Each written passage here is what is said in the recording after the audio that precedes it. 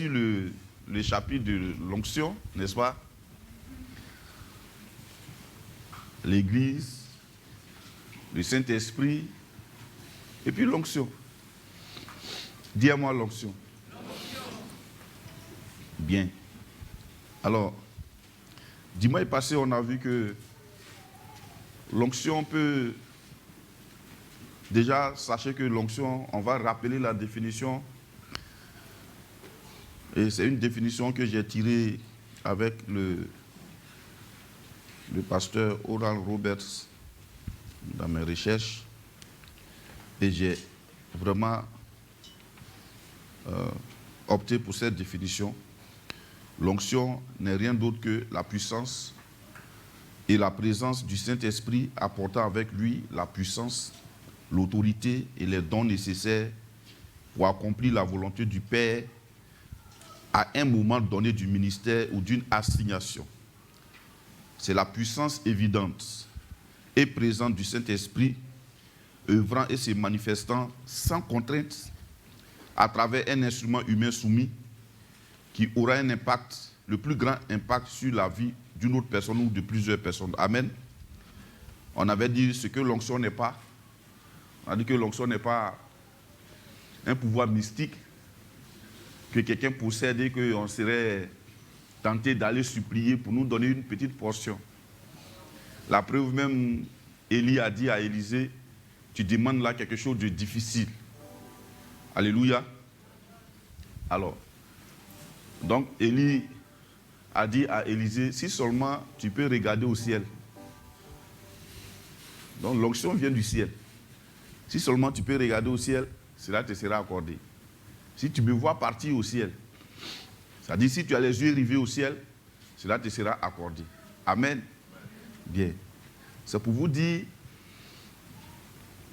l'onction n'est pas quelque chose de mystique que quelqu'un possède pour dire, bon, viens te laver à quelque chose pour que tu aies l'onction. La preuve, Élisée a aimé Géasi. Mais le désir de Géasi, ce n'était pas l'onction, c'était autre chose. Il n'a pas pu avoir l'onction. Amen. Aaron a marché avec Moïse. Mais c'est Josué qui a reçu l'onction. Et Dieu a expliqué à Moïse pourquoi. Il dit, prends Josué, fils de Nun, en qui réside l'Esprit. Amen. Nos églises ont des problèmes aujourd'hui parce qu'on s'en fout de l'onction. On fait plus confiance au talent, à la capacité.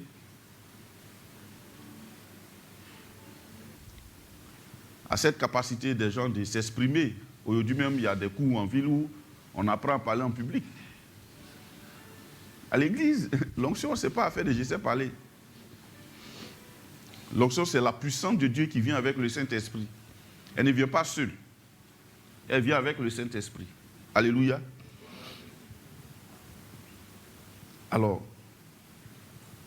et nous? Est-ce que nous sommes oints? Alors, oui, Dieu nous a oints. Tu veux savoir si tu es oint? Bon, avant d'aller plus loin, je vais te rassurer que tu es oint avant qu'on ne parte loin. Parce qu'il ne faut pas croire que c'est une affaire des gens. On va prendre Actes chapitre 3.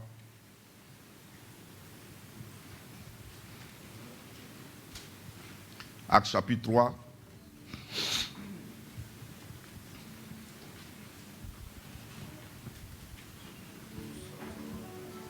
Bonne fête des pères à tous les papas. Que Dieu vous fortifie dans vos désirs de voir vos enfants réussir. Parce que souvent, les papas ne dorment pas, ils prient pour les enfants, ils désirent quelque chose de bon pour les enfants, ils se battent pour apporter la nourriture, payer l'école, tout ça. À tous les papas du monde entier, que Dieu vous soutienne avec les mamans à côté. Amen. Amen. Acte chapitre 2. Non, 2. Revenons à 2. Verset 37. Oui. 2, 37. Tu lis après verset 37, oui. Acte 2, 37. Oui. Après avoir entendu ce discours, ils eurent le cœur vivement touché. Et il dit à Pierre et aux autres apôtres,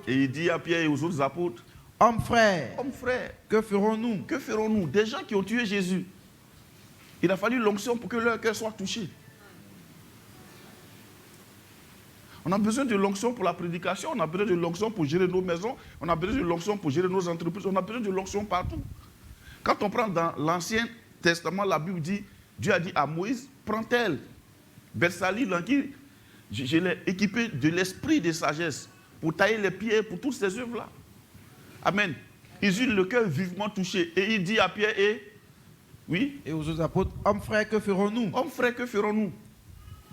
Pierre leur dit, repentez-vous et que chacun de vous soit baptisé. Au nom de Jésus-Christ. Pour le pardon de vos péchés. Attends, baptisé au nom de Jésus-Christ. Baptisé au nom de Jésus-Christ. Dis avec moi, baptisé au nom de Jésus-Christ. Baptisé au nom de Jésus-Christ. Je crois que ce n'est pas le baptême des gens là. Baptisé au nom de Jésus-Christ. C'est comme si on nous prenait puis on nous confère le nom de Jésus-Christ. Do you understand? Sinon, quand Pierre a été baptisé du baptême des gens, il n'y avait rien. C'était juste pour la repentance. Baptisé au nom de Jésus-Christ pour le pardon de vos péchés. Et vous recevrez le don du Saint-Esprit. Donc quand on nous plonge dans l'eau, on doit comprendre qu'on est en train de faire un avec Jésus. Et vous recevrez le don du Saint-Esprit.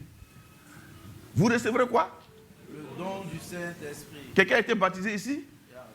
Non, tu as reçu le don du Saint-Esprit. Amen. Bon. J'ai reçu un téléphone il y a 5 ans. Mon téléphone qui est là. Mais je l'ai jusqu'à présent. Je l'utilise. Je peux le recevoir et puis ne pas l'utiliser. Donc beaucoup ont reçu le don du Saint-Esprit et ils ne savent pas quoi en faire.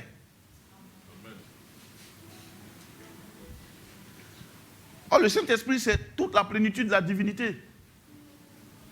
Tu as reçu Dieu dans ton cœur là. Amen. Oui. Verset 39. Oui. Car la promesse est pour vous. C'est là qui nous intéresse. La promesse est pour vous. Pour vos enfants. Pour vos enfants. Et pour tous ceux qui sont au loin. Et pour tous ceux qui sont au loin. En aussi grand nombre. En aussi grand nombre. Que le Seigneur notre Dieu les appellera. Que le Seigneur notre Dieu les appellera. Nous faisons partie de ceux qui sont au loin. En Afrique ici. En aussi grand nombre que le Seigneur notre Dieu nous appellera. Dès les gens sont baptisés au nom de Jésus, nous recevons le don du Saint-Esprit. C'est un don. Mais le Saint-Esprit vient avec la puissance, avec un équipement. Cet équipement n'est pas donné sans lui. C'est pourquoi ce que nous manifestons, la richesse que nous avons, elle est incomparable à la richesse que les gens du monde ont. Malheureusement, beaucoup de chrétiens se comparent aux gens du monde, ils veulent, non, je ne comprends pas. Non. Alléluia. Gloire à Dieu. Dis avec moi l'onction. Donc quand tu as reçu ça,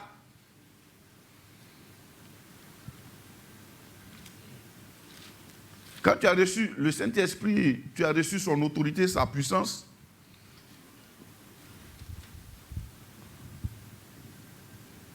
il faut savoir que tu l'as reçu. 2, il faut savoir garder ce que tu as reçu. Il y a des gens à qui tu achètes un appareil aujourd'hui, 2 mois après, il est cassé. Bon, voici mon téléphone, ça fait 6 ans que je l'ai. On me l'a offert. Mais je peux le revendre même en magasin aujourd'hui. Hein. Et rien n'est touché dessus. J'ai mon ordinateur, ça fait 3 ans, non, 3 ans ou 4 ans que je l'ai. Il n'est même pas gratté. Je l'utilise et je l'entretiens. Voilà pourquoi il y a des services après-vente. N'est-ce pas? Donc, tu reçois de Dieu le don. Dis avec moi, c'est un don. Dis avec moi, c'est un don.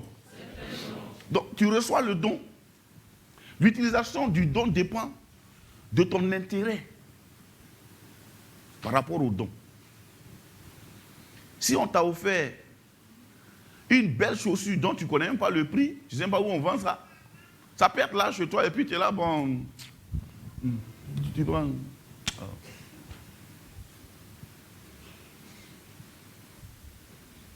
Mais si tu savais ce que c'était, non seulement tu l'aurais porté, mais tu l'aurais entretenu aussi. Oh frère, que ça fait mal de faire un don à quelqu'un que de voir ça le lendemain maltraité. Ah, ben moi ça me fait mal.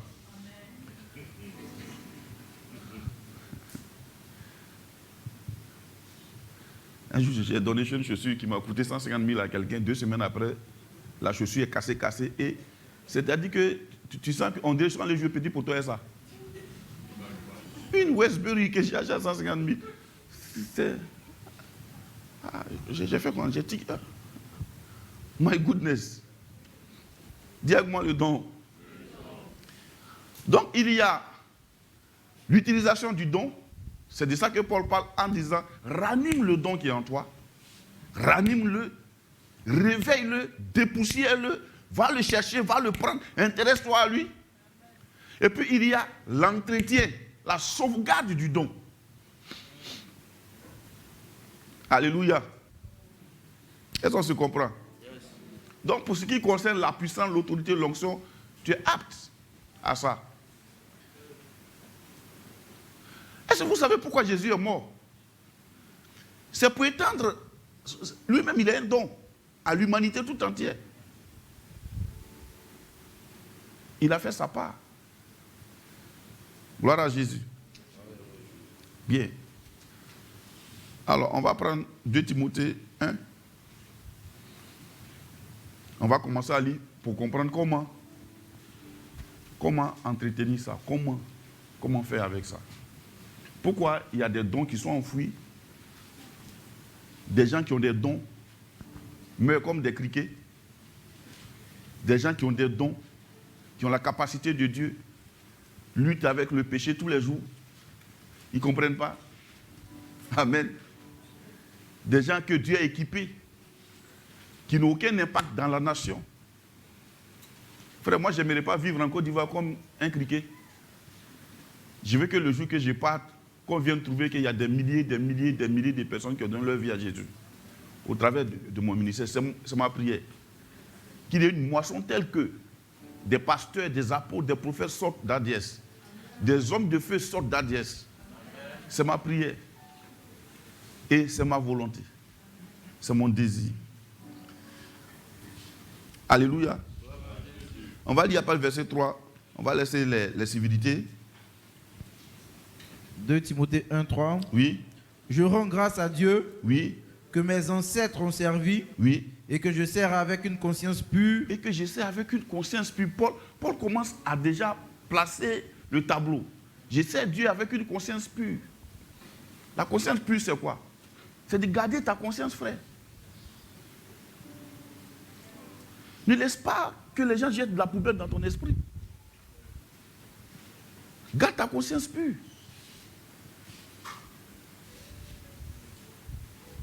Garde ta conscience pure.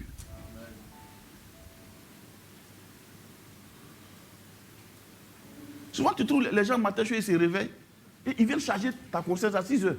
Ils t'appellent pour te charger. Non, non, non. Garde ta conscience pure. Oui. De ce que nuit et jour, oui, je me souviens continuellement de toi dans mes prières, me rappelant tes larmes et désirant te voir afin d'être rempli de joie, gardant le souvenir de la foi sincère qui est en toi, qui habita d'abord dans ton aïeul Loïs et dans ta mère Eunice, et qui, j'en suis persuadé, habite aussi en toi. Bien. Vous voyez, Paul, Timothée, c'est le fils spirituel de Paul. Paul dit à Timothée, nuit et jour, j'ai prié pour toi. Mais pourquoi Paul prie pour lui? Il aurait pu aller pour prendre Timothée le secours. Et puis Timothée a toute la plénitude. Il dit, j'ai prié pour toi. Je connais le désir de Dieu pour toi, mais est-ce que toi, tu connais le désir de Dieu pour toi? J'ai prié pour que Dieu t'éclaire. J'ai prié pour que Dieu t'ouvre les yeux. J'ai prié pour que tu sois inondé de la grâce de Dieu, rempli de la vie de Dieu. J'ai prié pour toi nuit et jour. Alléluia. Oui. Verset 6. C'est pourquoi... Tu vois, là encore on dit, Timothée, on parle de ses aïeuls. Frère, tu es le début des aïeuls de quelqu'un. Ne sois pas trop conscient des liens de famille à tel enseigne que tu te souviens de ton grand-père qui a dansé masque. Il faut qu'un jour tes petits-enfants disent que notre père était un pasteur. Notre grand-père était un pasteur. Alléluia.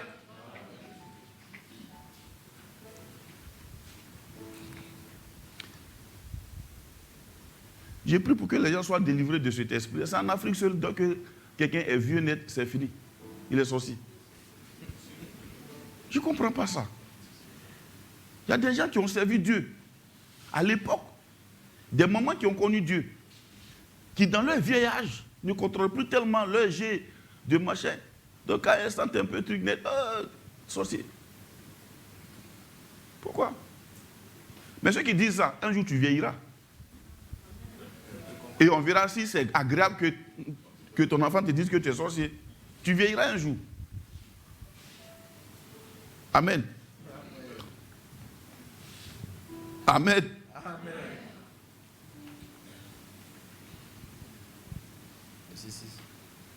Non, attends d'abord. J'aime la partie là où il a parlé de ses parents là. Voilà. Qui habitent d'abord dans ton aïeul Loïs et dans ta mère Eunice. Ça devait encourager les femmes. Vous pouvez impacter la destinée de vos enfants par la prière.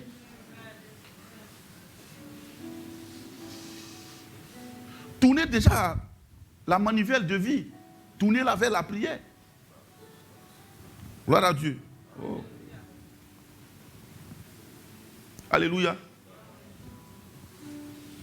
C'est bon? Il y a une mouche qui veut prêcher à moi. Et dans ta mère Eunice, et qui, j'en suis persuadé, habite aussi en toi. Hein? Il dit la foi sincère. La foi sincère. Pas seulement la foi sincère. Là, Paul parle de la nature de vie des aïeuls de Timothée et de Timothée lui-même. Alléluia. C'est agréable de voir quelqu'un qui a une foi sincère. C'est très agréable de voir quelqu'un dans l'esprit duquel il n'y a pas les résidus de la ruse. Parce que c'est incompatible à l'onction. C'est incompatible au Saint-Esprit. Alléluia. On continue? C'est pourquoi oui. Je t'exhorte à ranimer le don de Dieu oui. que tu as reçu par l'imposition de mes mains. Ah, attention, faisons attention à ce verset parce que ça peut prêter à confusion. C'est pourquoi je t'exhorte à ranimer. Ranimer veut dire quoi? Le don peut mourir. Il peut être assoupi. Il peut connaître un coma. S'il connaît un coma, ranime-le. Il n'a pas dit, je vais venir ranimer ça. Il dit, c'est ta responsabilité de le ranimer. C'est ta responsabilité de te réveiller pour prier. Ne te laisse pas dans un état comateux parce que la situation ne change pas. Alléluia. Comme il regarde tellement autour d'eux, ah non, moi mais je ne comprends pas ma vie. Moi mais je ne comprends pas ma vie aussi. Mais j'ai foi en Dieu. Je disais un jour à une jeune fille qui est venue me voir, papa, moi mais je ne comprends pas ma vie. J'ai dit, ma fille, moi je ne comprends pas ma vie aussi. Elle dit, comment ça? J'ai dit, mais il y a des directeurs de société dehors, il y a des ministres. Pourquoi Dieu ne les envoie pas chez moi? Et puis c'est toi qui n'as rien là que Dieu envoie chez moi. Je ne comprends pas Dieu. Si je pouvais voir Dieu, mais déjà le chicoter un peu. Elle a commencé à rire et puis pas faire les yeux. Tu vois, ce n'est pas toi qui as un problème. Tu ne comprends pas ta vie, moi je ne comprends pas ma vie aussi. Alléluia. Pourquoi c'est toi qui es à l'église? Et non pas ceux qui ont les moyens. C'est une élection. Nous sommes élus avant la fondation du monde, frère. Nous sommes le choix de Dieu, le sacerdoce royal de Dieu, la grâce de Dieu, la vie de Dieu. Et nous le sommes, frère. Alléluia. Je t'exhorte à ranimer le don de Dieu que tu as reçu par l'imposition de mes mains. De qui? Il a reçu le don là de qui? Non, erreur. Lisez bien. C'est pourquoi, on lit ensemble, 1, 2, 3. C'est pourquoi je t'exhorte à ranimer le don de qui? Que tu as fait quoi? Oui. Par l'imposition de mes... Donc les mains de Paul et Paul représentent quoi? Un canal, un instrument. Paul ne peut pas décider d'aller mettre les mains sur quelqu'un que lui, il veut. Do you understand? Ne vous méprenez pas là-dessus, sinon vous risquez d'être des gourous demain. Si Dieu t'a utilisé comme un canal, ne pense pas que tu es dépositaire du don de Dieu. Ne t'y trompe pas, frère. Il dit c'est le don de Dieu. Paul a précisé à Timothée pour ne pas que Timothée se méprenne. C'est le don de Dieu, mon fils. Mais tu l'as reçu le jour où je t'ai imposé les mains. C'est-à-dire qu'au moment où Paul a imposé les mains, il a reçu un ordre divin pour dire, c'est mon choix, impose-lui les mains. Vous n'avez pas lu? On dit, va donner l'onction à Eliou, à celui-là, à Jéhu. C'est Dieu qui a dit, va. Sinon, l'homme de Dieu là, il ne pouvait pas aller. Il dit, va. Même pour Paul, Dieu était obligé de lutter avec Ananias. Ananias dit, Dieu dit, non, va. C'est un instrument que je me suis choisi. Il dit, mais tu n'as pas appris Dieu. Ce gars-là, il tue les gens, il tue les chrétiens. Il tue même, il détruit tes églises. Il dit, Ananias, c'est un instrument que je me suis choisi, va. Impose-lui les mains. La source vient de Dieu. Et il y a un canal que Dieu utilise. Le canal, le fil qui conduit le courant n'est pas le courant. N'est pas celui qui envoie le courant. Le courant part des générateurs. Tu understand?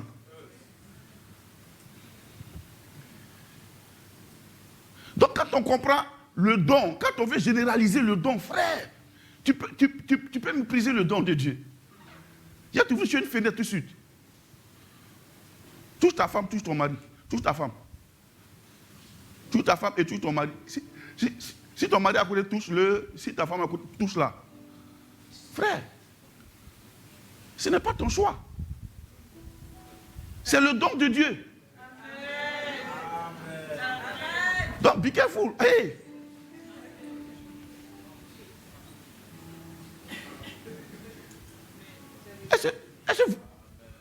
Sinon, dans quel circuit vous vous êtes rencontrés comme ça? Regarde. Peut-être toi tu es de Korogo. Elle est de... machin. Elle est de l'ouest ou bien quoi, quelque part là-bas. Il y a guerre même entre les deux régions. Ouais. Oui. Moi, le jour que je suis arrivé chez ma femme, mais c'est pas dit. C'est un bêté, hein.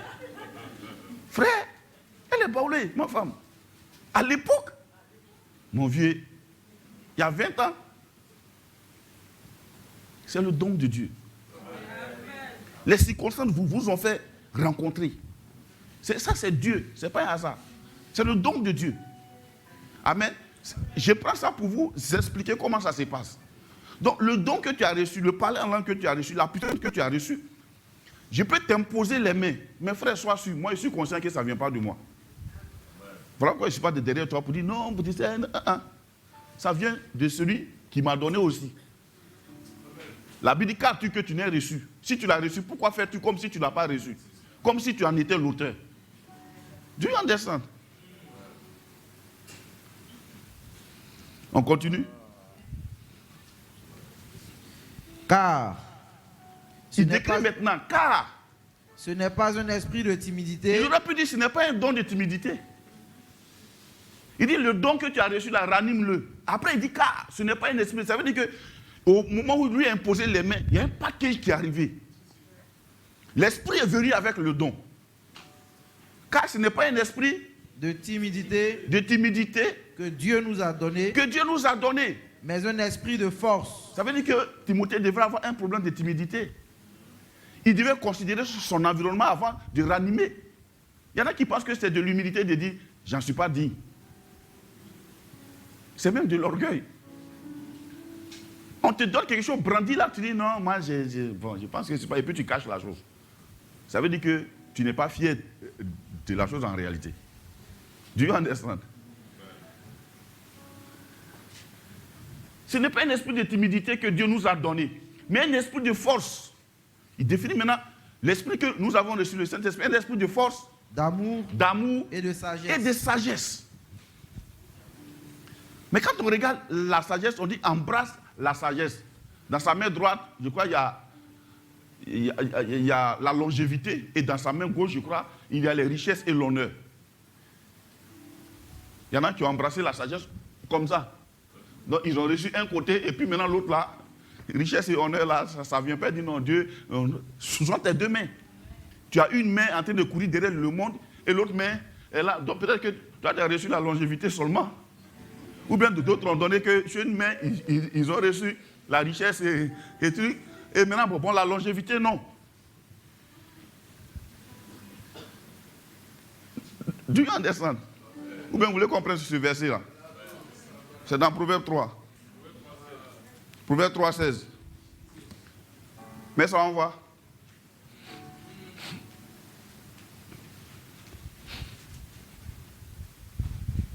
Alléluia. Oui? Prenons la page verset 15. 14. Continue car on trouve le mot sagesse. Heureux l'homme qui a trouvé la sagesse et l'homme qui possède l'intelligence. Dis avec moi la sagesse. Ça, ce n'est pas l'habilité à dribbler les gens. La sagesse de Dieu, c'est la façon de fonctionner de Dieu. Elle se reçoit au pied du Seigneur. Sinon, Marthe l'aurait reçu. Elle voulait impressionner le Seigneur en le recevant avec ses mains préparées. Jésus ne peut pas être impressionné par ton don. Lui-même, il est le don pour toi. Alléluia. Donc, on suit maintenant. Car le gain qu'elle procure, qui procure la sagesse, est préférable à celui de l'argent. Et le profit qu'on en tire vaut mieux que l'or. Entre quelque chose qui est plus grand, tu prends quoi? Ce qui est plus grand. Et l'or et l'argent font partie. Et puis il y en a qui courent seulement derrière l'argent, derrière l'or, derrière l'argent. Ils ne veulent rien comprendre l'argent. Moi je vais avoir l'argent. Mon frère, la Côte d'Ivoire n'a pas un an. Il y en a qui ont eu l'argent dans ce pays. Mais dont les enfants, aujourd'hui là même, là, ils sont dans les centres de désintoxication. On continue. Elle est plus précieuse Elle est plus précieuse que les perles. Elle a plus de valeur que tous les objets de prix. Oui. Dans sa droite est une longue vie. Dans sa droite est une longue vie. Tu as dit, oui, dans sa droite est une longue vie.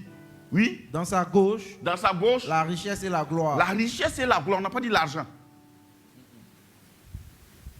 L'argent, c'est la monnaie qui évalue la richesse.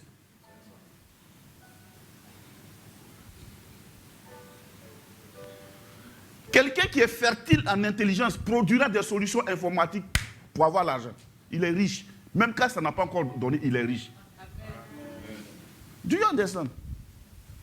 Quelqu'un qui réfléchit pour créer des modèles, il est plus riche que ta monnaie que tu as en main. Parce que ta monnaie finira dans sa main. Do you understand? Dans sa droite est une longue vie. Dans sa droite est une longue vie. Comment tu embrasses quelqu'un? Comme ça. Comme ça. Les deux mains. Si il fait comme ça, bon, c'est un côté que je t'ai donné, tu n'es pas embrassé. Les deux mains. Dans sa droite est une longue vie. Dans sa gauche, la richesse et la gloire. Frère, je vous dis, il y a des hommes dont on parlait en 1990, dont on ne parle plus. Il y a des ministres du Seigneur dont on parlait en 99, 2000, dont on ne parle plus aujourd'hui. La longévité, dans tout ce que tu fais, la richesse, ça n'a rien à voir avec la monnaie. Tu peux monnayer quelque chose de valeureux aujourd'hui, sans savoir que d'ici 10 ans, c'est quelque chose qui va te rapporter tellement de choses. Tu peux la monnayer aujourd'hui comme ça. Tu peux monnayer ta vie pour un plaisir.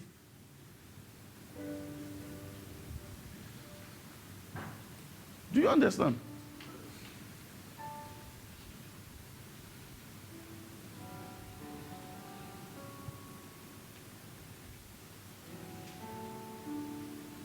Ouais. Dans sa droite, une longue vie. Une longue vie. C'est-à-dire, tu n'iras pas. Il y a un prophète même avant de partir, je crois que c'est Jacob. Il a appelé ses enfants, il les a bénis avant de partir. J'aimerais partir comme ça, moi.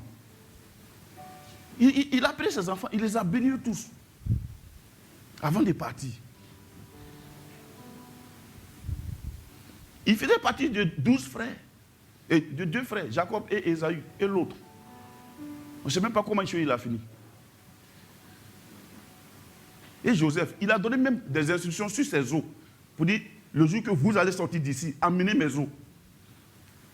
Il savait que son peuple allait sortir un jour.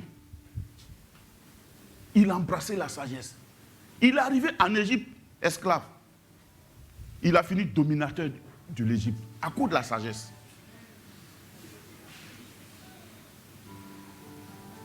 Gloire à Jésus. On continue dans 2 Timothée maintenant.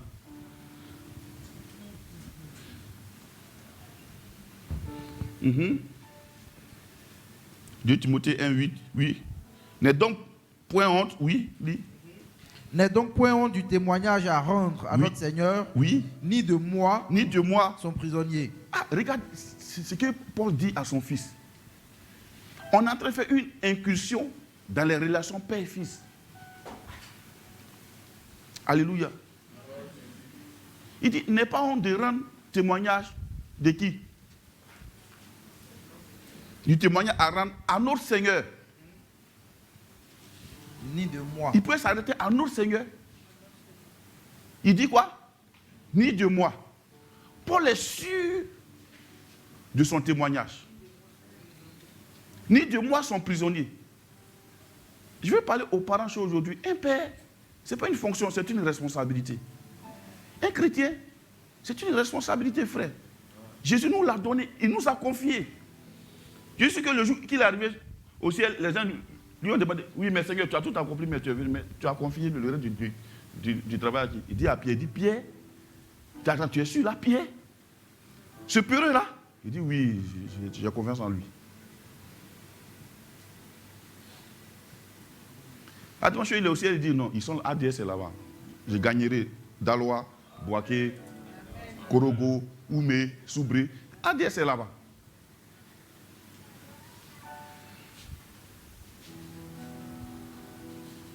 Amen. N'est pas honte le témoignage de ton père. Il y en a même qui t'appellent papa, et puis je ne t'apprécie pas, quoi. Aïe.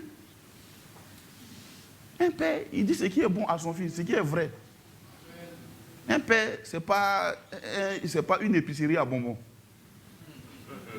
Non. Un père, il te montre la voie sûre. La voie qui va garder ta vie. Aujourd'hui, malheureusement, les gens ont tellement de pères. Ils ont des pères par procuration, ils ont des pères sur Internet, ils ont des pères partout. Le gars dit 2 frères nets, c'est son père. Les 2 frères là, ça te plaît. Mais frère, ce qui va te construire, c'est ce qui ne te plaît pas. On se construit parce qu'il ne nous plaît pas.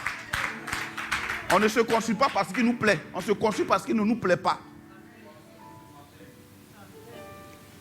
Le père a dit au fils, tu vas aller à la croix. Il y a quoi de plaisant dedans? Tu vas mourir pour qui? Dit Stéphane. Aïe. Le gars n'est même pas encore né quand on a mis le miroir là. On a vu. Michel? Non, toi aussi. Ah, Soro. Il est né dans Poro même. C'est qui encore? Rose. Oh non, il faut laisser. Tu vois? Mais le père dit, vas-y. À un moment donné, le père était obligé de l'abandonner. Il a crié, mais père, pourquoi m'as-tu abandonné? Si je ne t'abandonne pas, tu ne grandiras pas, tu ne mourras pas. Il faut que je t'abandonne. Si je ne t'abandonne pas, tu ne peux pas mourir, Jésus. Le péché que tu portes là, je ne peux pas le toucher. C'est toi seul qui es mandaté pour le toucher.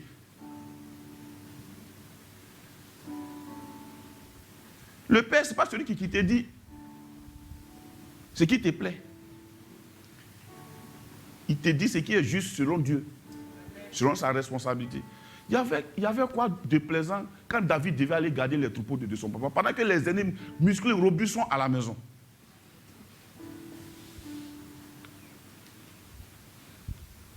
Rien.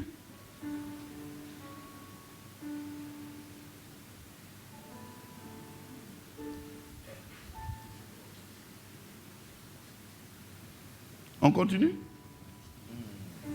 Mais souffre. Vous voyez, attends. Est-ce que vous voyez les enfants de maintenant là? Vous ne voyez pas qu'on échoue à la fin des temps? C'est les enfants aujourd'hui qui disent à leurs parents ce qu'ils doivent faire pour eux. Il te fait asseoir et puis il te dit non, mais papa, moi je pense que toi tu n'es pas un bon père parce que tu ne fais pas ça, tu ne fais pas ça. Mon ami, la Bible dit un bon fils honore son père. C'est à moi de te dire ce que tu dois faire, pas toi.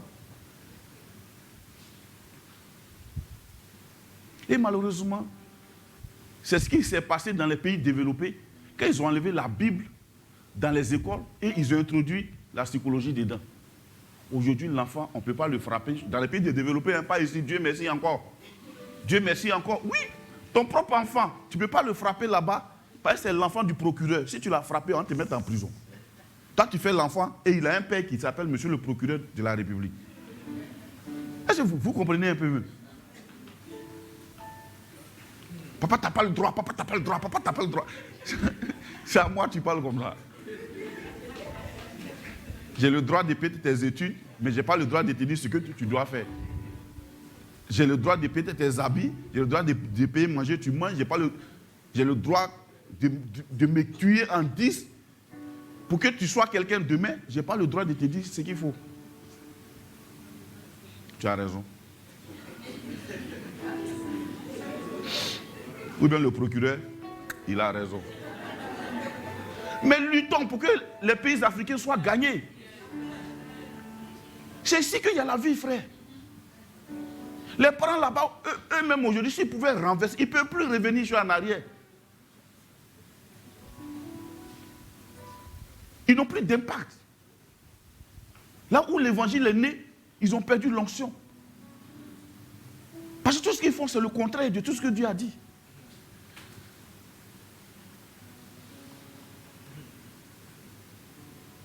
Aujourd'hui, tu peux payer les cours de ton enfant.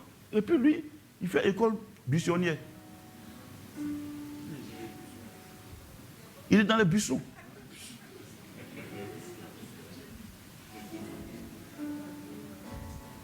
Vous voyez un peu?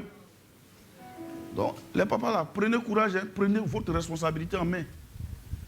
Dieu nous jugera aussi pour ça. Pas qu'on ira à l'enfer, mais on perdra des récompenses. Ne donc point du témoignage à rendre à nos seigneurs, ni de moi son prisonnier, mais souffre avec moi pour l'évangile, par la puissance de Dieu. C'est bizarre.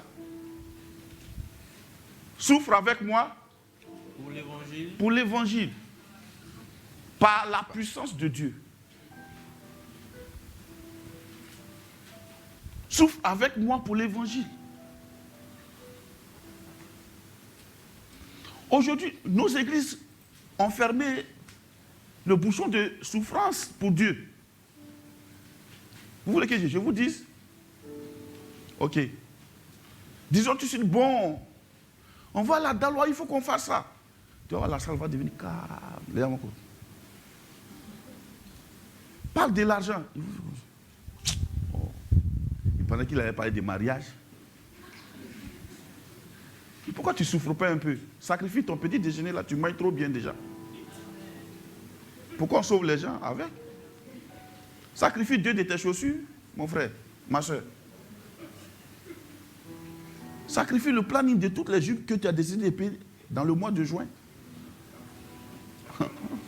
souffre avec nous. On se comprend bien, on ne se comprend pas. Non, donnez-moi un bon amen. Alléluia, voilà. Il y a des gens qui ont souffert pour qu'ici soit climatisé. Tout ce qu'on a, c'est le produit d'un échange.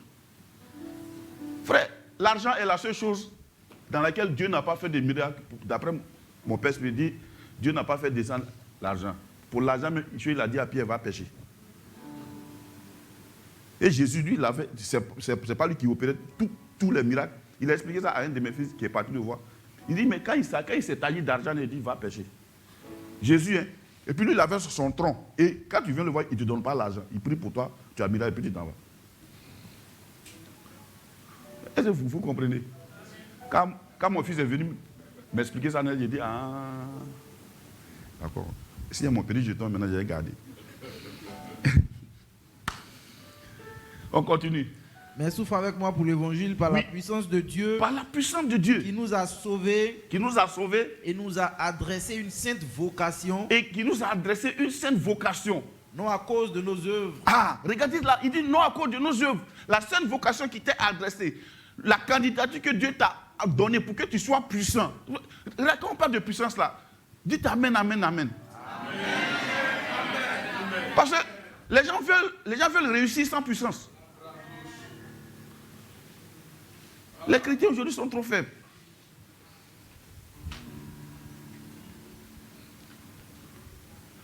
Un jour,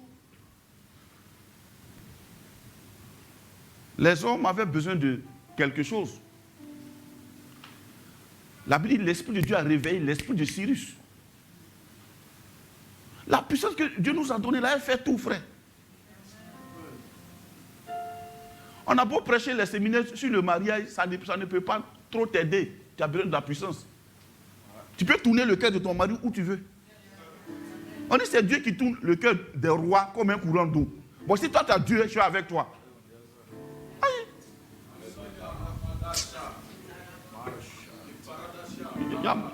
Il y a votre soeur qui est à Yopougon là. Là, elle prêcher, la femme dit, elle n'avait pas encore accepté Dieu. Et puis elle est rentrée à l'église, elle expliquait pourquoi c'est pour lui. Elle est de l'autre côté, quoi. Elle fait. Voilà. Amen. Elle est rentrée et puis bon, elle a expliqué. Elle lui a dit, bon, je vais en prier. C'est ton mari, non? Il dit, bon, d'accord, je vais en prier. Ils ont fini de prier, elle dit, va. Dieu va opérer un miracle.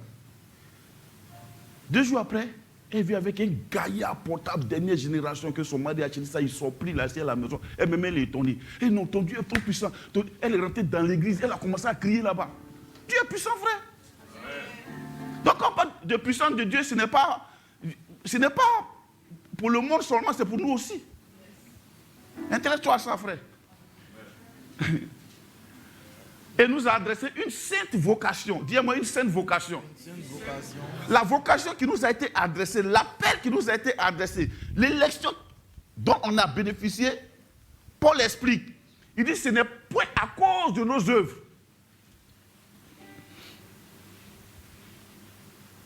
Nos œuvres n'ont rien à voir dedans. Donc si tu as eu une sainte vocation, que tu prêches bien, gloire à Dieu, mais glorifie Dieu. Mais selon son propre dessein. Ce mot-là nous permet d'être reconnaissants à Dieu. C'est Dieu lui-même, c'est lui qui a décidé de façon souveraine. Il y a plusieurs révélations dans ça. Hein. C'est lui qui a décidé de façon souveraine de te donner le don, de t'appeler d'abord, de te donner le don et de t'équiper. Ça veut dire que lui, il est responsable que tu réussisses ça. C'est pourquoi tu ne peux pas échouer. C'est sa responsabilité que tu réussisses ça.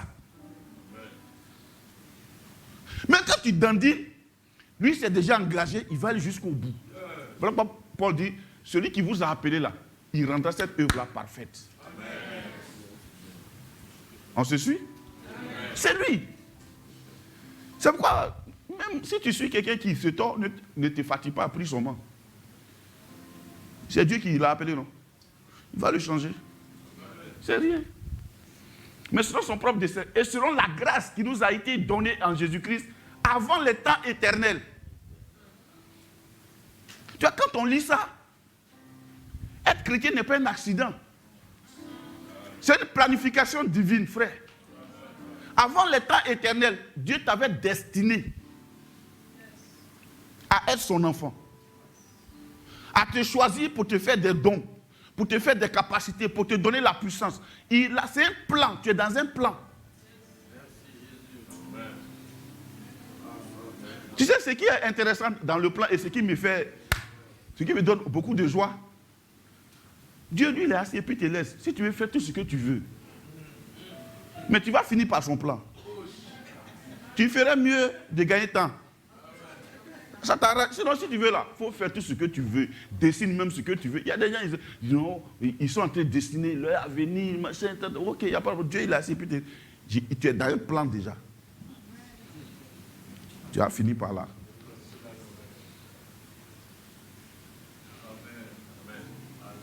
La plupart d'entre vous n'ont jamais imaginé être chrétien. C'est toi qui es assis là aujourd'hui. Tu as insulté des pasteurs. Tu as voulu aller faire tomber même des pasteurs. Mais tu te retrouves aujourd'hui en train de prêcher l'évangile. C'est comme ça. C'est un plan. Et c'est lui qui a dessiné le plan. C'est pas nous. Alléluia. C'est pas nous. Donc, non seulement quand le plan réussit, quand tu comprends ça, quand le plan réussit bien, tu lui rends gloire. Ceux qui font ça, c'est parce qu'ils n'ont pas compris que le plan ne vient pas d'eux.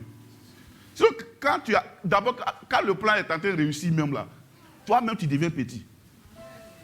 Ça c'est le plan de Dieu. Sinon, si ce n'est pas le plan de Dieu, que c'est par la marmaille que tu es en train de réussir là, c'est là que tu peux faire comme ça. Sinon, si c'est le plan de Dieu, tu deviens de plus en plus humble. Avant les temps éternels, oui. Et qui a été manifesté maintenant. Et qui a été manifesté maintenant. Par l'apparition de notre Sauveur Jésus-Christ. Par l'apparition de notre Sauveur Jésus-Christ. Qui a détruit la mort. Qui a fait quoi? Qui a détruit la mort. Dis ça encore plus fort. Qui a détruit la mort. Dis ça encore plus fort. Qui a détruit la mort. Oui. Et a mis en évidence la vie et l'immortalité par l'évangile.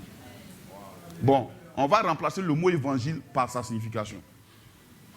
Jésus-Christ qui a détruit quoi? La mort, et a mis en évidence la vie et l'immortalité par la bonne nouvelle de Jésus-Christ.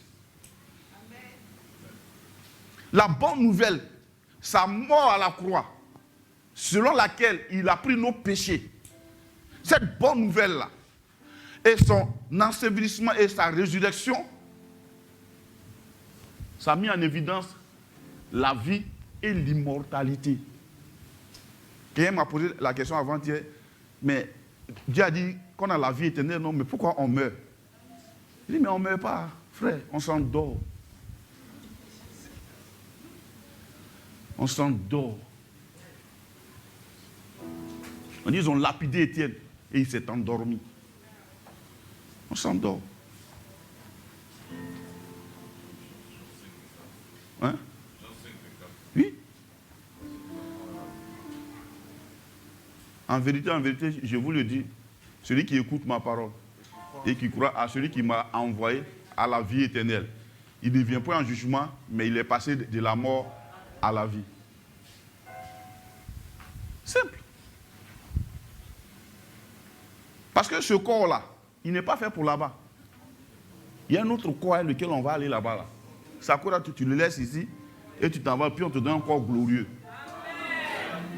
Donc c'est un changement d'un coup. Et puis tu es parti. Souvent l'enveloppe même reste là souriant. Oui? Aïe. Souriant comme ça. Moi j'ai vu ma mère, quand elle est, ça souriait. J'ai plus à pleurer là.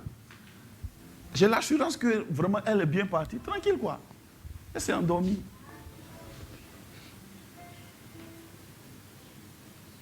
Est-ce qu'on se suit ce matin? Amen. Bon. On continue? C'est pour cet évangile. Et c'est pour cet évangile que j'ai été établi prédicateur et apôtre. Que j'ai été établi prédicateur et apôtre. Chargé d'instruire les païens. Chargé d'instruire les païens. Vous voyez, Paul définit bien pourquoi lui il est là. Pourquoi toi et moi on est là. On est établi pour l'évangile, la bonne nouvelle. Alléluia. Oui. Maintenant, Tu peux trouver que, oh non, moi je ne suis pas dans cette affaire-là, mon cher. Moi, en tout cas, il y a beaucoup qui disent ça. Je les regarde et j'ai ri. Toi, ton petit travail là, ça peut te garantir quoi même. Travail où tu vas, tu es stressé comme ça, tes cheveux tombent là. Tu parles de nous, on n'a pas travaillé ou bien quoi. Je m'avais au travail, le matin, le soir, on n'a pas dit, il ne faut pas, va travailler dans tes temps libres, prêche l'évangile. À tes collègues, prêche-leur. Et sois intègre, ils vont te suivre. C'est tout. Mais tu vois, les jeunes aujourd'hui, dès que tu parles de l'évangile, moi je ne veux pas. Tu penses que Dieu prend les gars, Dieu prend les gens intelligents. Amen. On dit ce sont les intelligents qui cherchent Dieu. Regardez dans cette nation, les pasteurs que vous voyez, il y en a qui ont 3 doctorats et puis sont pasteurs. Nous, on n'est pas délaissés pour compte. Aïe. Oui, mais c'est vrai, soyez fiers de l'évangile. Hein. Paul qui est en train de parler là, c'est un érudit. Il fallait Paul pour parler aux Grecs, pour parler aux Éphésiens, pour parler à tous ces gens qui sont versés dans les sciences philosophiques. Parce qu'il a été instruit au pied de Gamaliel. Ce n'est pas n'importe qui. Aïe. Souvent, quand je vais à l'université, je vois les petits là-bas. Ton petit bat plus 4-5 que tu as là. Là, petit, c'est rien même. Donc, il faut baisser ta tête un peu, prendre l'évangile, il faut partir. Sinon, il y en a qui ont bac plus 12. Aïe. Moi, je travaille chez des gens. Professeur agrégé, je ne sais pas n'importe quelle matière, neurochirurgie. Le gars, il cherche Dieu. Toi, peut-être, il travaille sur des sciences humaines, mais lui, il travaille sur l'homme même, l'homme que Dieu a créé. Il y a des fois, il ne comprenait rien. Tu arrives au bloc et puis il ne comprenait rien.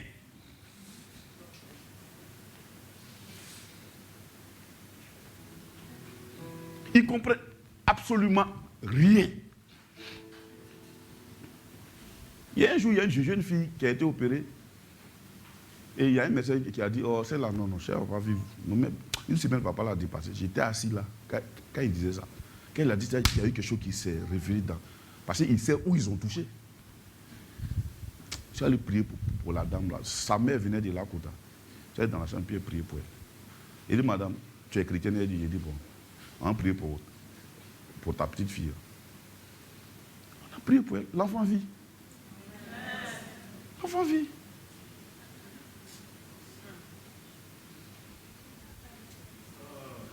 Parce qu'un homme peut se tromper, il est faillible, frère.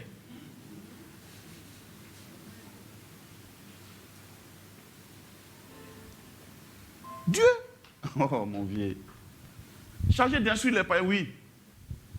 Et quand il dit les païens là, ça veut dire que les païens là, eux, ils n'ont pas la force. Ce sont des gens qui ont fait des recherches. Hein. Allez voir à Éphèse. On dit eux-mêmes, ils avaient aéropage. Ça veut dire que c'est là les gens viennent s'asseoir. Et puis c'est débat d'idées. Paul arrive là-bas, poum, et puis il gagne la ville. Tu parles. Le gars va arriver un mal. C'est pour ça que je vous dirai, dites-moi l'onction. Parce que le temps est arrivé pour que le jour que nous on s'arrête là, quelqu'un vient s'arrêter pour Dieu opère un miracle et puis c'était. Parce que la parole de Dieu, ce n'est pas seulement en discours, c'est aussi en puissance. Les discours sont remplis dans la ville. On ne peut même pas parler. Tu arrives quelque part, il parle seulement. Tu parles là, est-ce que ta vie a changé? Qu'est-ce que Dieu a fait pour toi? Est-ce que tu as cessé de chercher femme? Est-ce qu'il y a quelque chose qui a changé dans ta vie là? Tu parles, monsieur. Qu'est-ce qui a changé dans ta vie? Tu parles là. C'est quoi qui a changé? Dieu ne sait pas faire des débats. Ça fait de ta vie. Il vient toucher ta vie. Son doigt se met sur ta vie et puis ça change. Puis on voit le résultat. Moi, j'étais né bègue. Aujourd'hui, je parle distinctement. Toi, qu'est-ce qui a changé chez toi? Ma femme a saigné 3 ans. Ça s'est arrêté un coup. Toi, qu'est-ce qui a changé chez toi?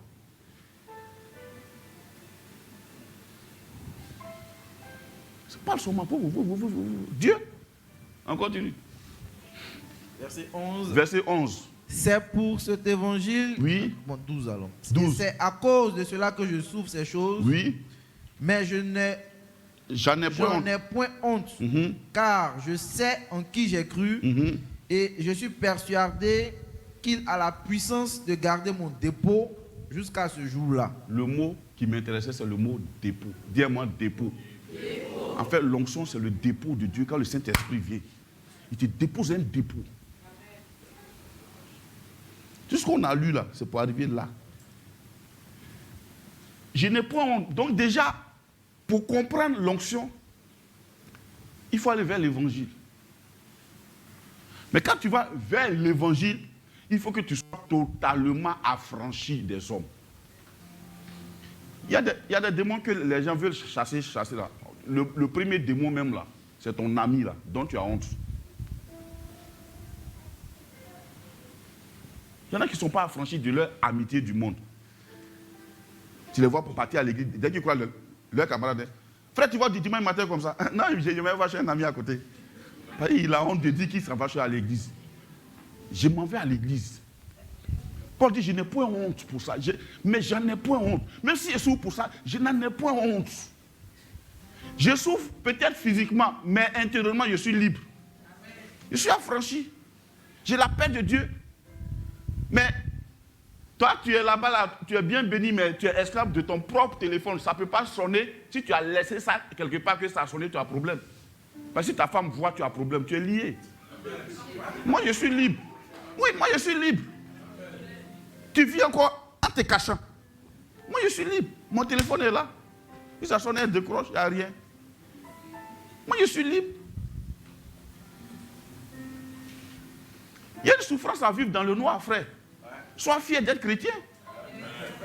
Les gens du monde, là, le gars, il est chaud à Koumassi, il dit, je suis chaud à Port-Bouet. Ça c'est quel genre de vie. Et quand il est dans sa propre voiture, il a payé son propre argent. Quand il conduit, il est comme ça. Il ne faut pas qu'il croise sa deuxième, quelque part. Il est comme ça. Il est comme ça. Quand il gare, même avant de rentrer, il oublie de regarder à gauche, à droite. Il ne faut pas qu'on le voie. Ce n'est pas une vie, ça. Paul dit, je n'ai pas honte de ça. Même si moi, il fait, au moins, je suis libre. Je suis libre. I'm free. Je n'ai pas de compagnon à qui j'ai fait des promesses.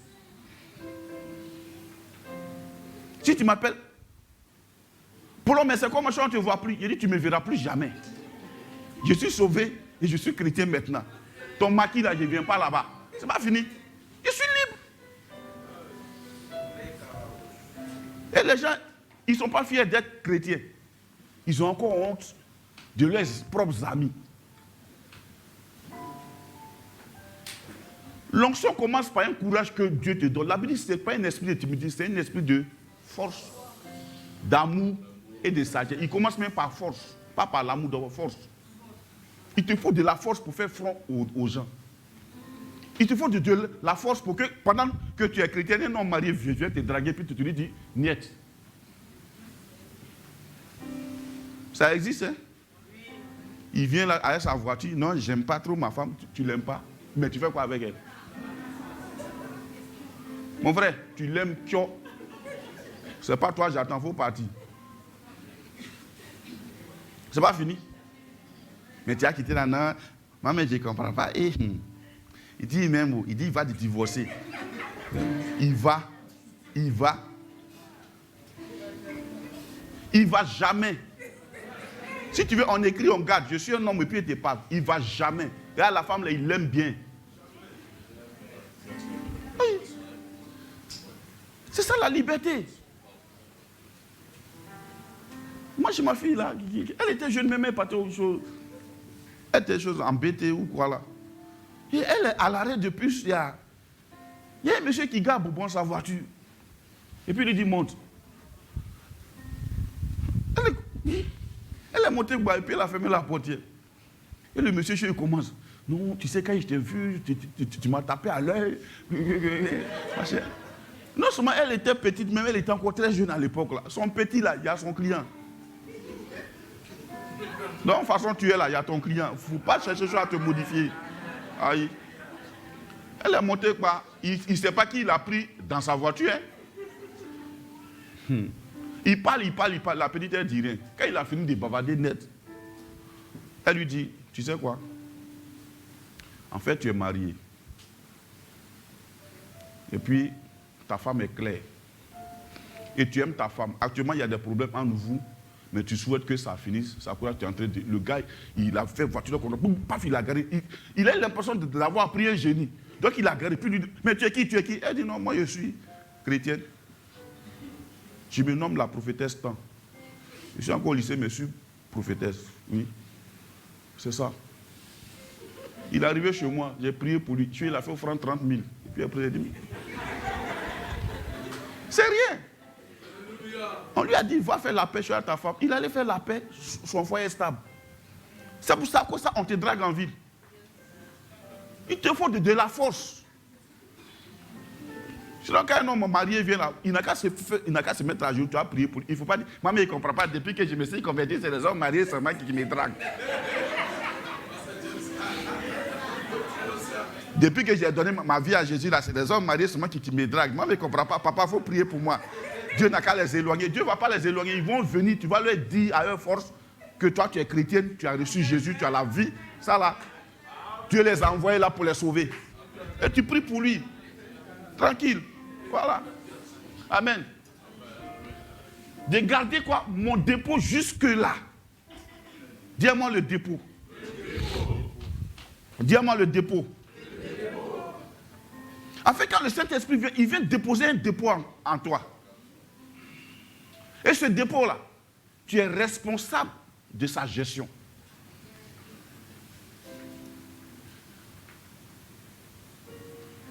C'est un stock qu'il vient déposer. C'est toi seul qui es responsable de la gestion de ça. Il t'a confié ça. Tu es responsable de ça. Maintenant, comment on gère ça? On revient dans 1 Timothée 6.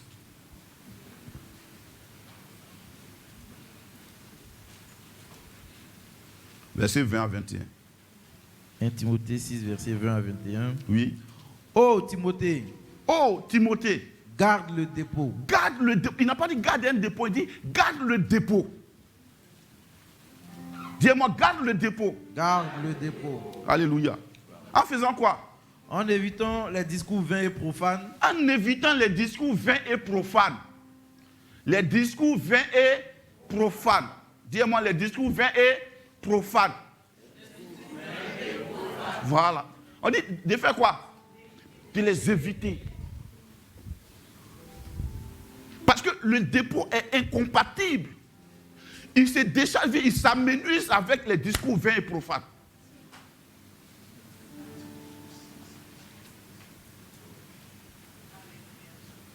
Pasteur, comment on peut faire pour recevoir sa belle-mère et puis... Moi, je ne sais pas. Qu'est-ce que tu as à t'inquiéter de ça? Tu as quel problème avec ça? Ça, c'est les discours vains et profanes. Un chrétien peut-il boire ou ne pas boire? Si tu veux boire, va boire. Il ne faut pas emmerder le monde. On n'a pas besoin de ça. La Bible dit, buvez au rocher. Buvez. Ça, sans vous arrêter, au rocher. Buvez à ce rocher qui est vivant. Tu n'as pas fini de boire l'eau de Jésus? Quand tu allais boire bien. Tu bois, va boire, mon frère. Il ne faut pas m'aider les gens. En évitant les discours vains et profanes. Et les disputes de la fausse science. Et les disputes, on n'a pas les discutes, on dit les disputes. De la fausse science. De la fausse science. Dont font profession quelques-uns. Dont font profession quelques-uns. Quelques-uns ont pris ça pour faire leur profession. C'est leur travail. Regarde, cette affaire n'est pas née aujourd'hui. Hein. Ouais. C'est pas né aujourd'hui, ça là. C'est pas né aujourd'hui. Les gens pensent que ils intimident les gens. Tu n'intimides personne, monsieur. Tu peux intimider les ignorants de ce siècle. Aïe. Les discours vains et profanes. Et les disputes de la fausse science dont font profession quelques-uns. Oui. Qui se sont ainsi détournés de la foi. Qui se sont ainsi détournés de la foi. Nous sommes sauvés par la foi. Nous devons vivre par la foi. Nous devons marcher par la foi. Que la grâce soit avec vous. Que la grâce soit avec vous. Regardez bien la définition de dispute. Dispute, le mot dispute veut dire combat d'opinion, débat, polémique, verbiage, échange violent de paroles.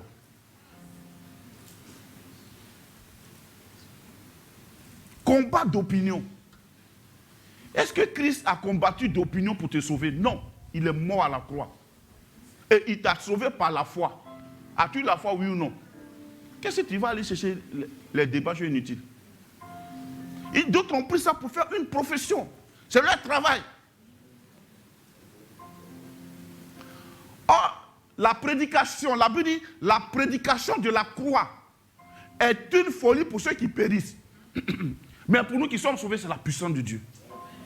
Prêche Jésus, qu'est-ce que tu as à aller faire les débats?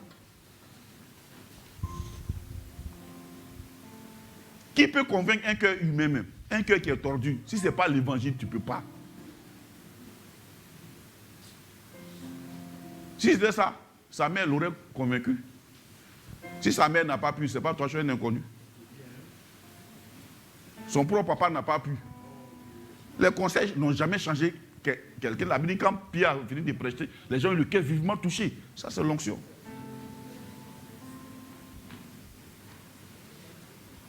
Amen. Donc le dépôt est incompatible aux disputes, au débat, au discours profane. Quand tu vas évangéliser, quelqu'un soulève un débat, dit, mon frère, tu es déjà sauvé, non? Merci. Que Dieu te bénisse. Hein? Donne-lui d'eau, va. Il y a quelqu'un d'autre qui t'attend devant là-bas.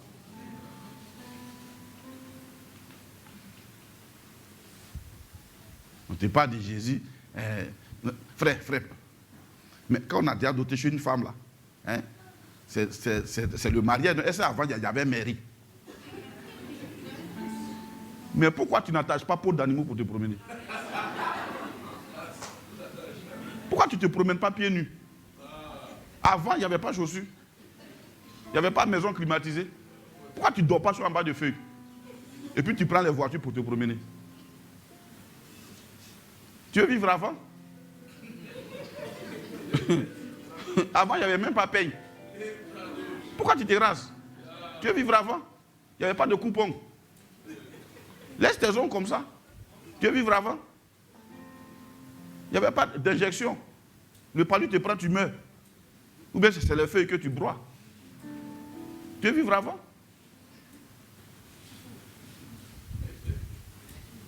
Tu ne sais pas que comptablement, professionnellement, quand tu te maries, là, ça ajoute de l'argent sur ton salaire. Même si tu ne veux pas te marier à cause de Dieu, marie-toi à cause de toi-même.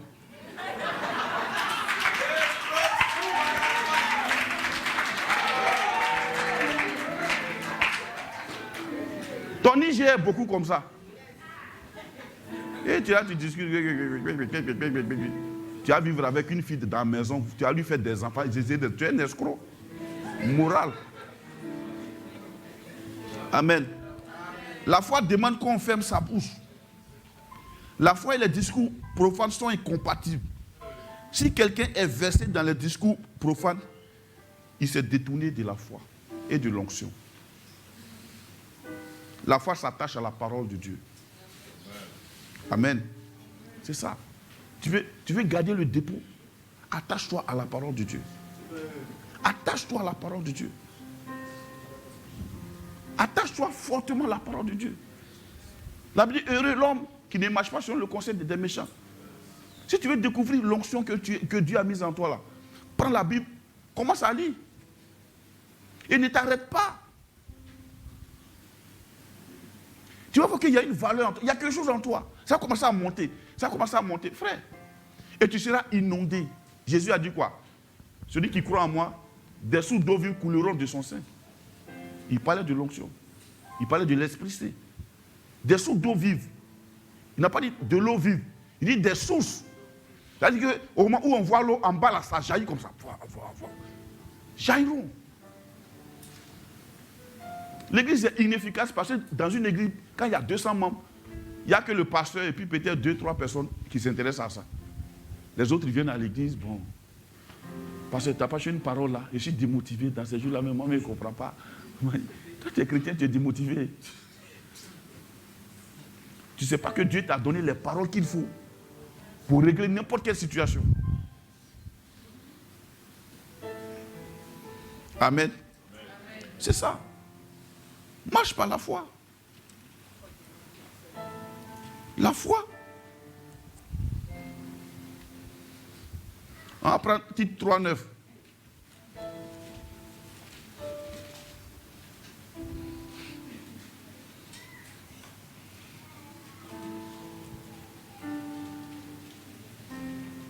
C'est pas là qu'on a fini. Tite 3:9. Il dit quoi? Mais évite les discussions folles, les généalogies, les querelles, les disputes relatives à la loi. Les disputes relatives à la loi, évite ça. Oui. Car elles sont inutiles et vaines. Car elles sont inutiles et vaines, ça veut dire qu'elles ne produisent pas de résultat. Oui. Après, verset 10. Éloigne de toi. Éloigne de toi. Après un premier. Après un premier. Et un second avertissement. Et un second avertissement. Celui qui provoque des divisions. Celui qui provoque des divisions. Lui il est expert à toujours dire non, mais qu'est-ce qui se passe? Que veux-tu que ça se passe? Rien ne se passe, frère. Comme quoi? Rien ne se passe même. C'est toi qui fatigues ton esprit à réfléchir. Nous, on ne réfléchit pas. On a nos yeux dans la Bible. Chaque jour, on fait une méditation. Rien. On ne passe même pas à toi. Quand tu quittes ici, là, nous, on t'a oublié. Rien, oh. Rien.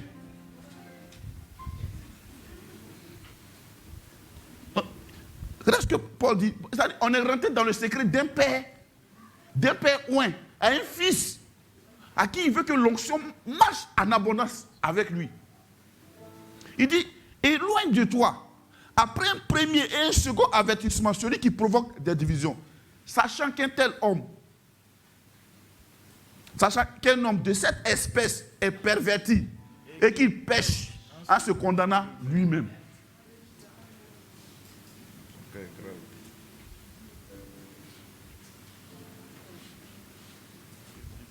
Il peut être assis là. Tout ce qu'on prêche, ça lui dit rien. C'est la façon dont le frère Lachou il est assis. Quand il a vu la façon dont il était assis, on dirait qu'il a des problèmes. Hein. Dieu t'a mandaté pour régler ses problèmes.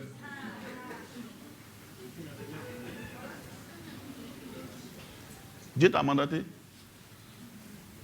Tellement tu veux régler les problèmes des gens, tu les rends orgueilleux.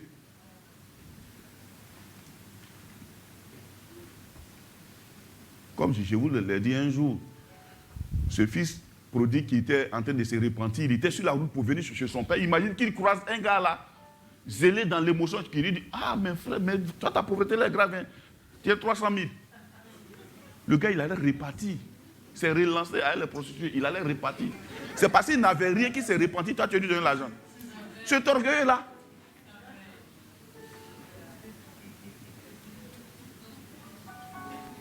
Amen.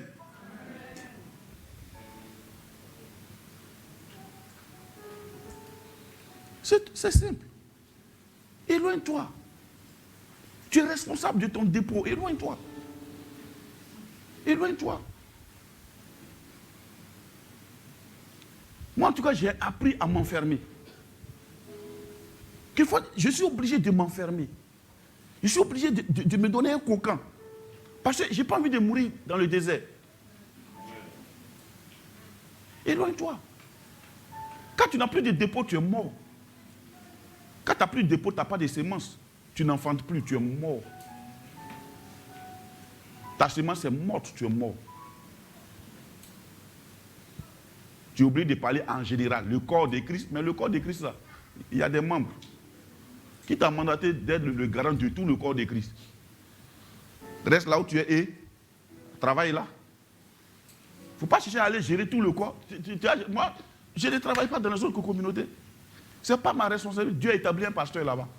Mon frère, garde tes brebis. Si ta brebis vient ici, j'aime bien la nourrir. Et elle va rester ici. Moi, j'ai de bons gerbes. J'ai ça. Je ne suis pas responsable de tes brebis. Et tu n'es pas responsable aussi de ça, non. On se comprend? Donc veillez, gardez le dépôt. Quand tu vois que souvent il y a des compagnies qui commencent à t'irriter l'esprit, retire. Reste chez toi. Tu vas voir chez une soeur, vous allez critiquer les gens du matin qu'au soir. Mais reste chez toi, frère. Reste chez toi. Et c'est qui sont non, il n'y a pas de l'amour ici, il n'y a pas de... Quel amour? Tu veux qu'on parle de quoi? Parlons de Jésus. Il y a trop de défis. Vous voyez, prier. Prier.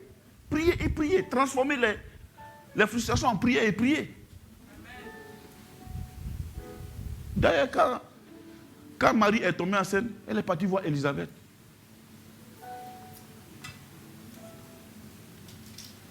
C'est Élisabeth qui était enceinte alors que son mari, elle, était vieux. Marie est tombée enceinte sans connaître garçon. Donc la seule personne avec qui elle peut parler. Et puis elle avait 6 mois déjà. Donc frère, ma soeur, garde le dépôt. Et ce dépôt-là, tu es responsable. Et ça s'accroît. Tu sais, il y a des tueurs d'onction. Hein? Il y a des tueurs d'onction. Et c'est par là que j'ai envie. Les premiers tueurs, ta famille. Ils ont dit quoi de Joseph? Tuons-le. Tuons-le. Tuons-le. Tuons-le.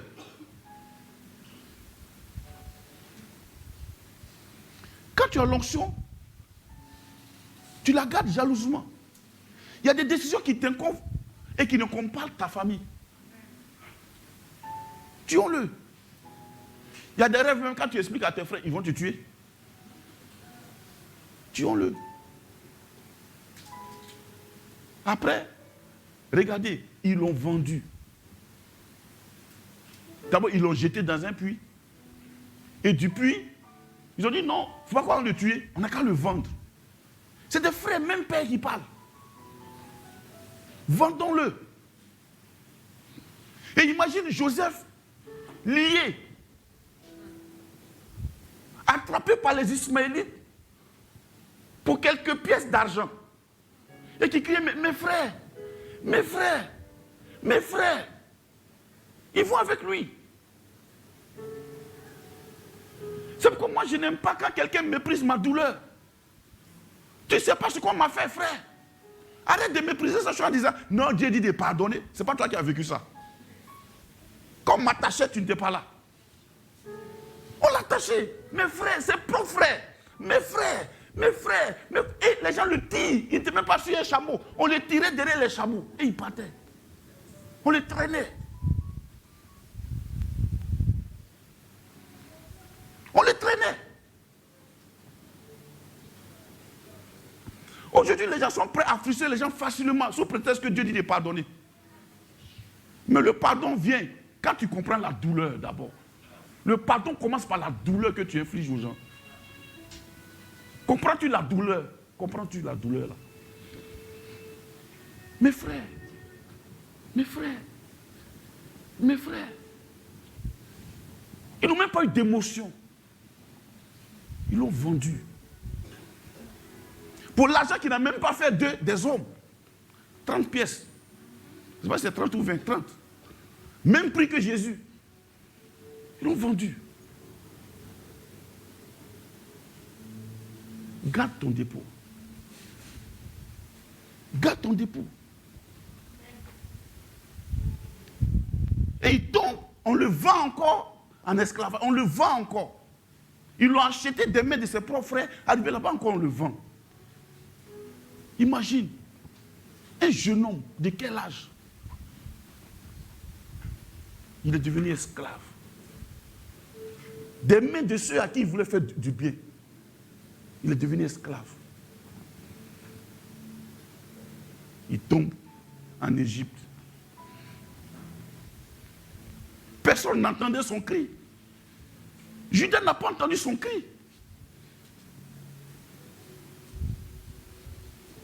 Aujourd'hui, les gens n'entendent pas les cris de douleur des gens. Ils te mettent l'épée dans le cœur et puis ils n'entendent aucun cri. Ton pasteur, ce n'est pas Hercule. Il a des douleurs, ne le blesse pas comme ça. Mes frères, un jour, on va prêcher sur le pardon. Mais le pardon commence d'abord par comprendre la douleur. Ce n'est pas les gens parce que c'est que la douleur, ils l'infligent aussi facilement et ils attendent bêtement qu'on lui pardonne. Avant de te pardonner, dis-moi ce que tu as fait. Reconnais d'abord ce que tu as fait. Mes frères, et puis on le voit. L'onction, garde ton dépôt.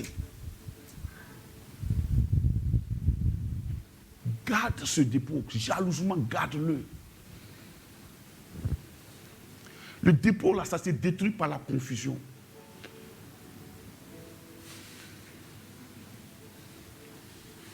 Tu peux mourir avec ton onction.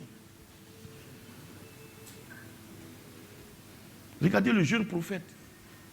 Dieu l'a oint, il est venu trouver quelqu'un d'expérimenté. Il a oublié que Dieu ne fonctionne pas avec l'expérimentation à l'église, ni dans le ministère.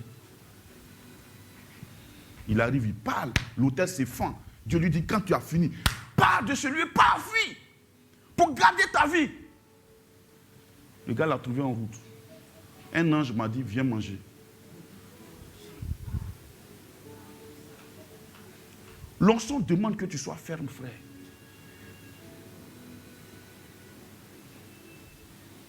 Il allait manger. Il avait la nourriture à la bouche. Mais le vieux prophète, il mentait. Tu sais pourquoi il est là et puis toi, Dieu te mandate de venir faire ça? C'est parce qu'il a perdu l'onction.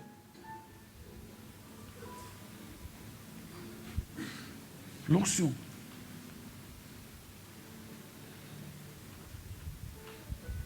Il a écouté, il est mort. Et le vieux prophète est resté vivant. Parce que lui, il était déjà mort.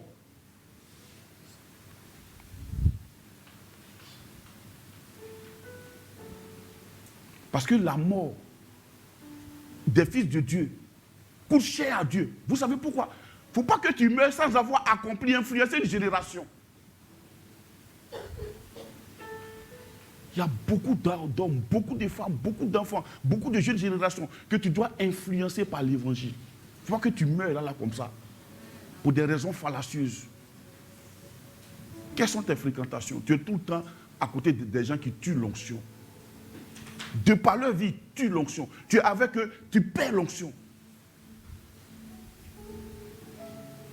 Premièrement, moi j'ai rencontré plein de riches. Je suis allé chez eux. Quand je me suis assis, à un moment donné, le Seigneur m'a dit, fuis, fuis, j'ai fui. S'il restait là, je mourrais. Ils m'ont donné des stratégies. Il y a un qui m'a dit, j'ai un terrain là-bas. Mais j'ai dit, tu t'as servi Dieu. J'ai dit non.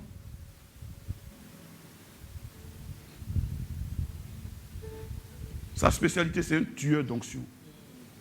Il veut régner sur des pasteurs parce qu'il a l'argent. L'onction.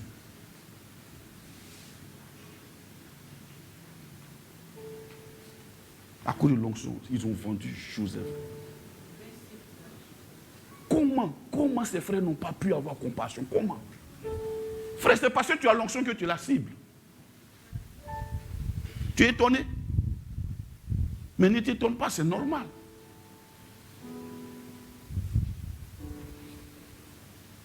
La prophétie qui concerne Israël devait s'accomplir, mais il fallait Joseph. Fuis. À cause de l'onction, fuis. Fuis. Tu peux fuir ta génération aussi. Fuis ta génération. Joseph avait une génération, mais il ne vivait pas selon sa génération. Fuis. Je te dis, hein, le premier ennemi de l'onction, c'est la famille. Jésus est venu chez les siens. La Bible dit les siens ne l'ont point reçu. Ils ne l'ont pas reçu. Frère, ils ne te recevront pas. Si tu craches le feu, ils te diront, oh, lui veut dire quoi? Fuis. Comment? Joseph, il prie, mes frères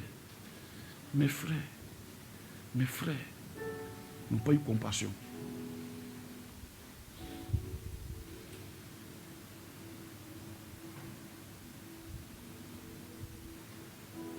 Quelquefois, quand tu vois des gens à qui tu as fait tellement de bien, qui n'ont pas de mémoire et qui s'arrêtent et qui te mettent des choses dans le cœur comme ça, tu as mal souvent la nuit. Mais les insensés, ils viennent, non, Dieu dit de pardonner. Je n'ai pas dit non.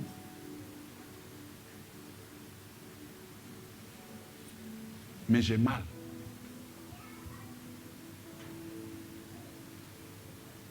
L'onction. Garde ton cœur plus que toute autre chose. Ne l'offre pas à tout le monde, garde-le. Parce que Jésus habite là-bas. C'est là-bas est l'onction. Garde-le.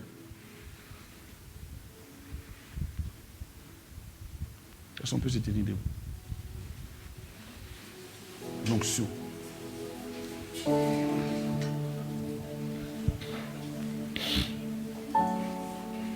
L'onction.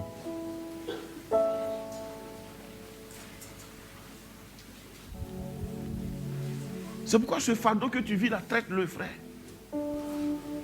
Même si de temps en temps ça revient, traite-le. Assieds-toi, ne joue pas les gangos avec.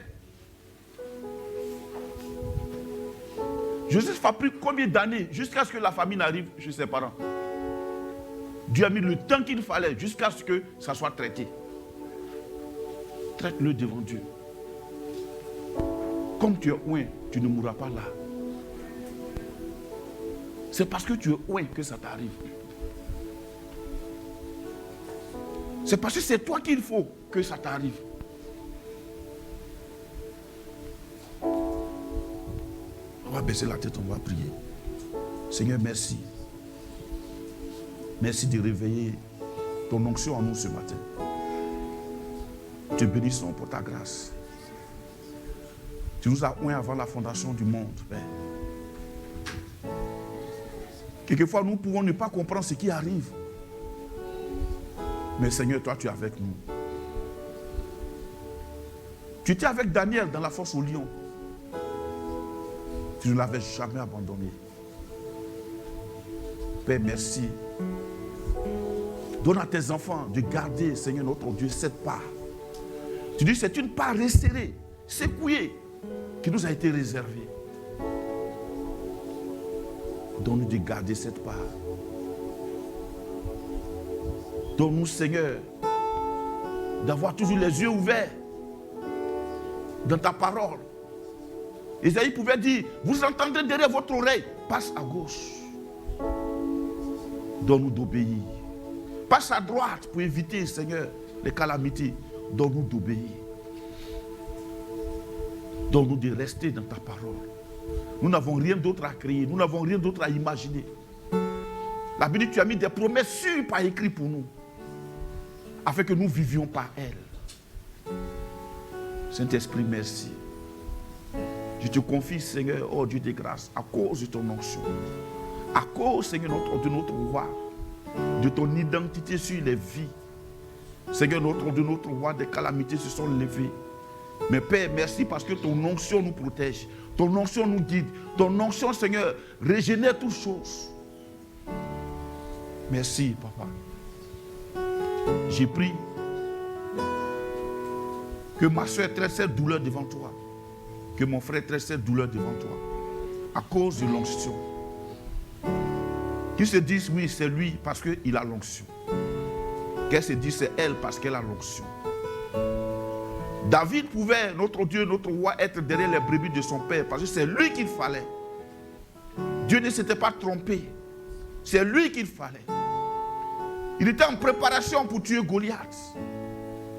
Seigneur, chaque désert, chaque situation, chaque, oh, notre Dieu, notre roi, vérité à laquelle nous faisons face, qui peut paraître difficile, Père, notre Dieu, notre roi, est une préparation, est le champ de bataille, Seigneur, de l'esprit. Jésus, dans Gethsemane, Seigneur, a lutté.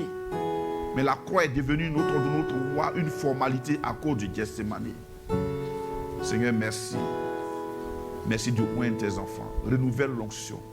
Renouvelle ta grâce. Que les dons qui avaient été éteints, Seigneur, ranime-les au nom de Jésus. Ranime-les ce matin au nom de Jésus. Que la force qui s'était aménusée, ranime-la, Seigneur, au nom de Jésus. Que le désir de lire la Bible qui s'était aménusé, ranime-le au nom de Jésus. Père, oh, toutes les portes diaboliques qui s'étaient ouvertes autour d'eux, qui les empêchaient, Seigneur, d'avoir une communion avec toi, ferme-les au nom de Jésus. Et ouvre ta porte de grâce. Merci Saint-Esprit, au nom de Jésus. Amen. Que Dieu vous bénisse.